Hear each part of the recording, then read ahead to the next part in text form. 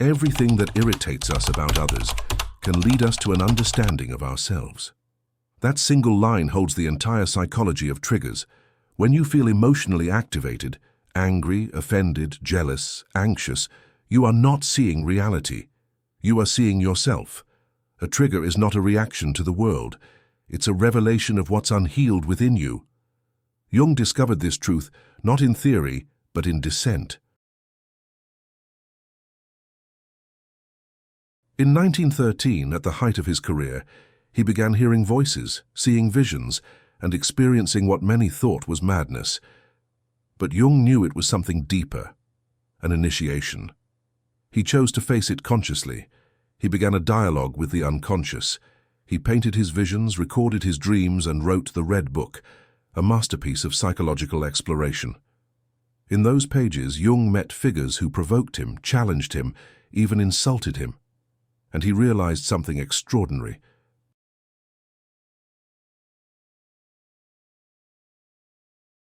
That every figure he met represented a part of himself he had not yet integrated. The unconscious doesn't speak in words, it speaks in symbols, emotions, and projections. When you are triggered, it's not a random feeling. It's the unconscious trying to communicate. It says, "You forgot this part of you. You denied this truth. You abandoned this emotion." We spend our lives avoiding discomfort, believing that peace comes from control. But Jung saw that control is the problem.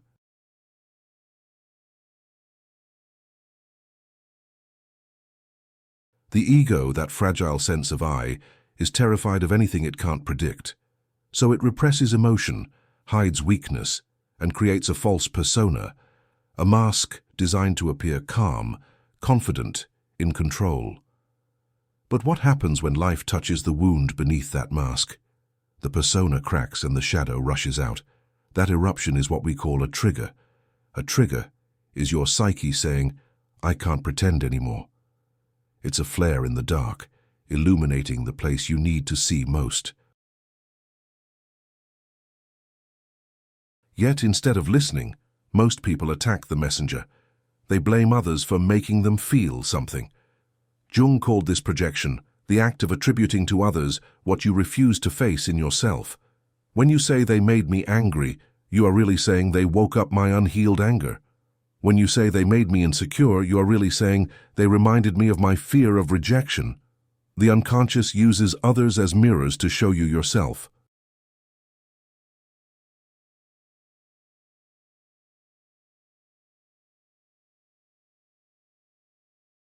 Triggers, then, are not problems.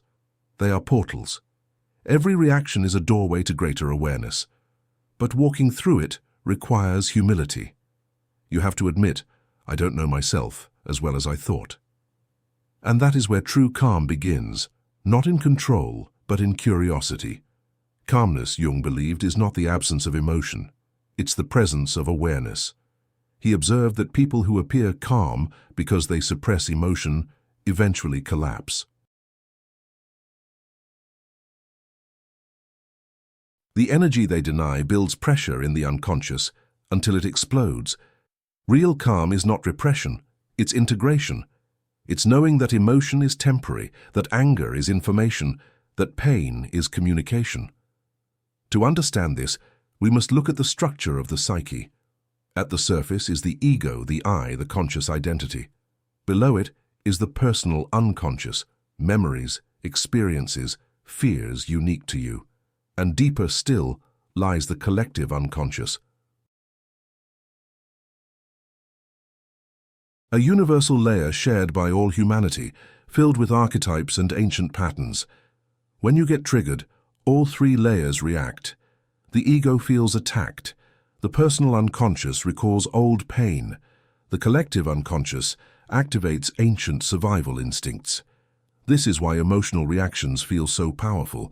They awaken the entire system. But Jung discovered that awareness can interrupt the chain reaction. If, in the moment of trigger, you pause and observe, you change the entire outcome. The ego wants to defend. Awareness wants to understand. That single shift from defense to observation is psychological evolution in real time. Think of it this way. Every time you stay calm when provoked, you are rewiring your nervous system. You are teaching your unconscious that you are safe now. You're telling the child within you, we don't have to fight anymore. That is healing, not escape, integration.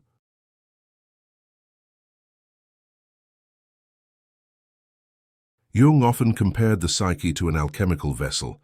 Each emotion that arises is a substance placed into that vessel. Heat is applied through awareness, and transformation occurs. The process is uncomfortable. That's why people run from it. But if you can endure it, if you can hold the tension without exploding, you transform lead into gold. That gold is not metaphorical. It's energy, the psychic energy that was trapped in repressed emotion.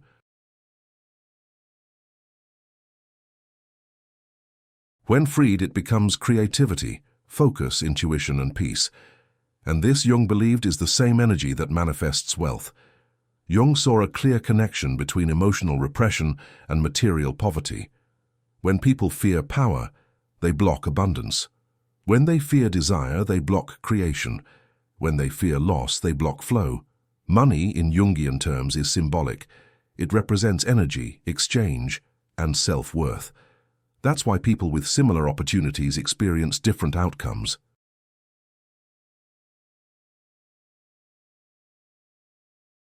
Their outer world reflects their inner permission. If you believe deep down that wealth is corrupt, you'll unconsciously sabotage it. If you associate success with danger or rejection, you'll stay invisible. If your identity is built on struggle, you'll subconsciously maintain it. Jung called this psychic inheritance. It's not about genetics, but about the emotional patterns passed through generations. Your ancestors' fears become your instincts. Their scarcity becomes your reflex.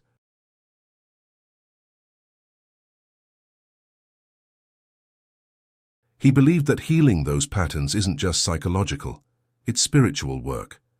Because when you transform inherited fear into conscious awareness, you free not just yourself, but everyone connected to your lineage. He wrote, "The gold you seek is not found in the world, but in the dark places of your own soul." The darkness he spoke of is not evil, it's unconscious potential. When you turn toward your pain, you recover your power. When you face your triggers, you reclaim your energy.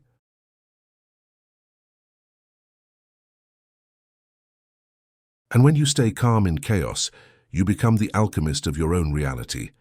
Jung observed that emotionally integrated people attract abundance naturally, not because of luck, but because their inner world is in harmony with the outer.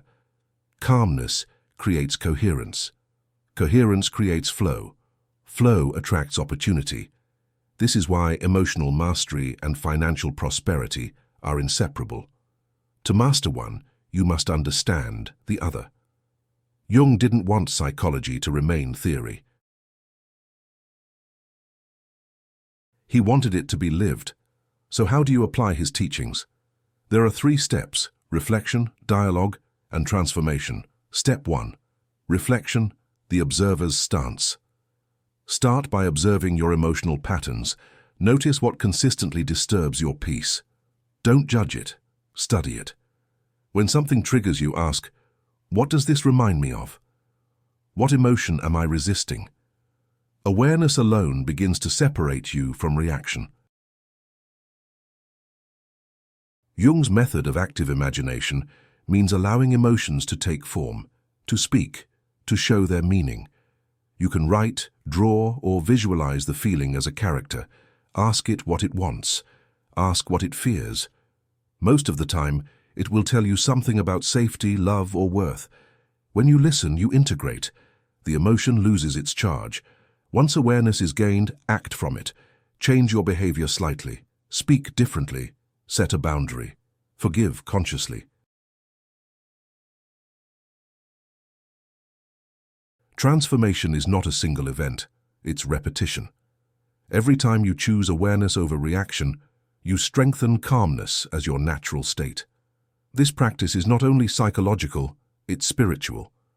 Because the moment you stop reacting unconsciously, you step into presence. Presence is power. It's the energy from which all creation flows, including money, health, and peace.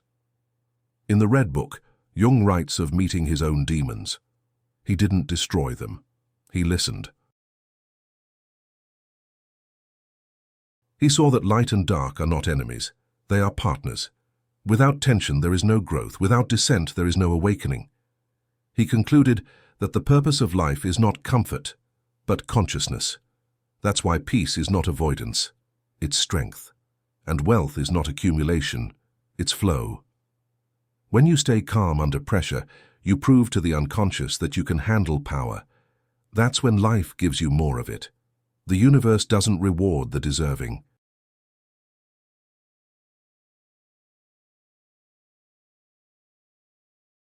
It responds to the ready. And readiness begins with awareness. When Jung faced his own triggers, fear of madness, fear of failure, fear of rejection, he didn't run. He descended.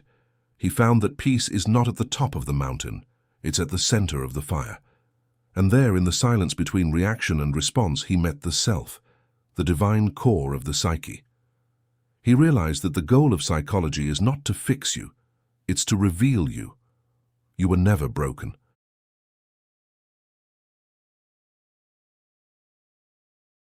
You were simply divided, and when you reunite those parts as the angry one, the fearful one, the greedy one, the loving one, you become whole.